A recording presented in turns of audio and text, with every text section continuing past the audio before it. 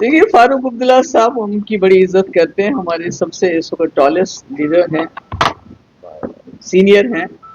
تو ان کو بھول گیا کہ ان کے جو والد ہیں شیخ عبداللہ صاحب مرحوم، ان کو ڈکسن پلان کے لیے ہی اریسٹ کیا گیا.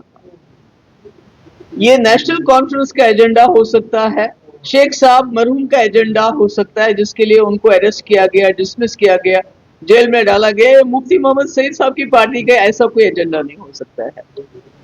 تو اس سے پہلے میں یہ کہنا چاہتی ہوں کہ جو پچھلے کچھ دنوں سے سری نگر میں جرنلسٹ کے ساتھ ہو رہا ہے، جو رپورٹس آ رہی ہیں ان کو تھانے میں بلا بلا کے ان کو بانڈ سائن کروائے جا رہے ہیں، میں اس کی مذمت کرتی ہوں. اور میں امید کرتی تھی کہ فاروق صاحب اس کے بارے میں بات کریں گے، اس کو کنڈم کریں گے، مگر اس کے بجائے وہ جو بات میں نے کہہ دی پیر پنچال ریجن کو لے کے اور چناب ویلی ریجن کو، آپ سبھی لوگ جانتے ہیں پیر پنچال ایک ایسا ریجن ہے، دور دراز کا علاقہ ہے، اور وہاں جب بھی ہمارے دو ملکوں کے بیچ میں تناؤ ہوتا ہے تو شیلنگ ہو، گولہ باری ہو، تو اس کو ان کا خمیازہ بھگتنا پڑتا ہے.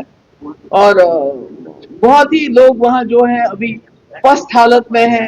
تو ان کو انتظامیہ وہاں دینا، وہاں ڈویژن ان کو دینا، ایک ڈویژنل کمشنر کا بیٹھنا، مجھے سمجھ نہیں آتا ہے یہ کہاں سے بن گیا ڈکسن پلان. اسی طرح چناب ویلی جو انوائرمنٹلی آپ کو پتا ہے کہ وہاں کتنا فریجائل ہے، کتنی وہاں پر جو ہے نیچرل ڈیزاسٹرز آتے ہیں، کتنے وہاں ایکسیڈنٹس ہوتے ہیں، کیا وہاں کا ماحول ہے، وہاں جو بجلی سب سے زیادہ پیدا ہوتی ہے، جو ہمارے پورے اسٹیٹ کو نہیں پورے ملک میں جاتی ہے. پر وہاں آپ نے دیکھا ہے کہ نیشنل ہائی وے کتنی بار بند ہوتا ہے، کتنی دقتیں ہوتی ہیں.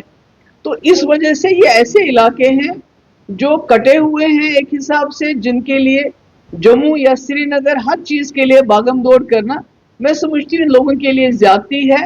لوگوں کی امپاورمنٹ ہونی چاہیے. جمہوریت کی سب سے بڑی نشانی ہے کہ لوگوں کے پاس حکومت پہنچ جائے.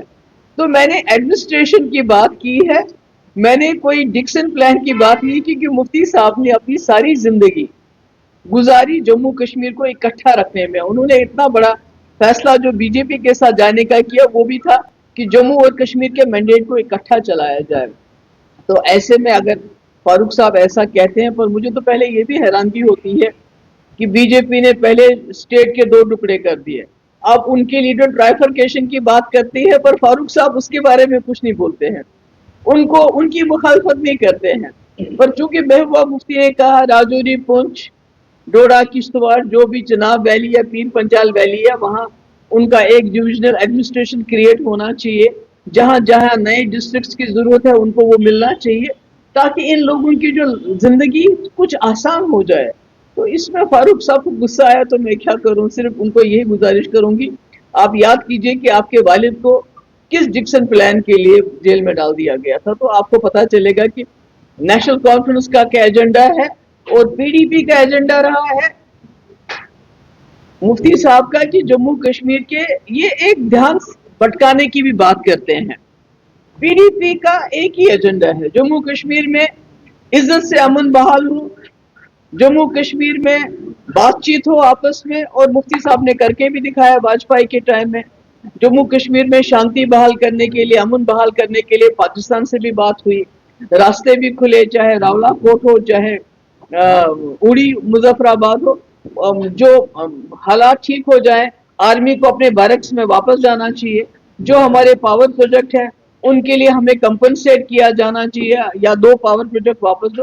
یہ ہمارا ایجنڈا ہے کہ جموں کشمیر ہنستا بستا رہے، اکٹھا رہے، مگر لوگوں کو کے پاس سرکار پہنچے. یہ نہیں کہ وہ 2 دھکے کھائیں، راجوری، پونچھ اور ڈوڈا کشتواڑ کے لوگ کبھی سری نگر فائل لے کے، کبھی جموں فائل لے کے، ان کو سرکار اپنی دروازے پہ ملے. میم آپ کہہ رہے ہیں کہ جموں کشمیر ایک ہونا چاہیے، لیکن کشمیری پنڈتوں کو بھی کافی 36 سال ہو چکے ہیں، گھر واپسی کی مانگ کر رہے ہیں. 2 دن سے وہ سڑکوں کے اوپر پردرشن کر رہے ہیں. تو آپ کا کیا ہے کشمیری پنڈتوں کی اب گھر واپسی ہونا لگ گیا ہے؟ نہیں، طے تو یہ تو ان کو طے کرنا پڑے گا، کشمیری پنڈتس کو طے کرنا پڑے گا. ہم تو بالکل ان کے لیے نظریں بچھائے ہوئے ہیں، وہ آ جائیں، کیونکہ ہم کو لگتا ہے ہم نامکمل ہیں. آپ کو یاد ہوگا پچھلے سال میں گورنر صاحب سے بھی ملی، ایل جی صاحب سے، اور میں نے ان کو بولا یہ جو آپ نے 2 سیٹیں کشمیری پنڈتس کے لیے نامنیٹ کر رہے ہیں، ان کو نامنیٹ کرنے کے بجائے ریزرو کر لیجئے. ताकि वो आए वहाँ इलेक्शन लड़े, मुसलमान को कश्मीरी पंडित को वोट डालना पड़े, कश्मीरी पंडित को मुसलमान के घर जाना पड़े वोट मांगने के लिए, तो एक ताना बाना जुड़ेगा। आप यहाँ से दिल्ली बॉम्बे में कोई कश्मीरी पंडित होगा, उसको काउंसिल में भेज देंगे, असेंबली में भेज देंगे, तो उसमें कश्मीरी पंडितों को फायदा क्या होगा?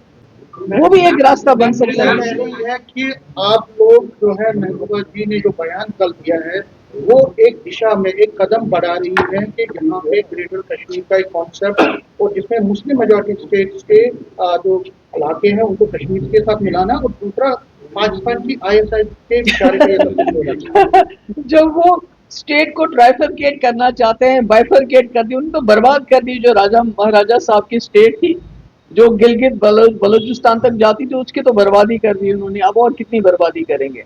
हम तो लोगों तक डिविजनल कमिश्नर को पहुंचाना चाहते हैं।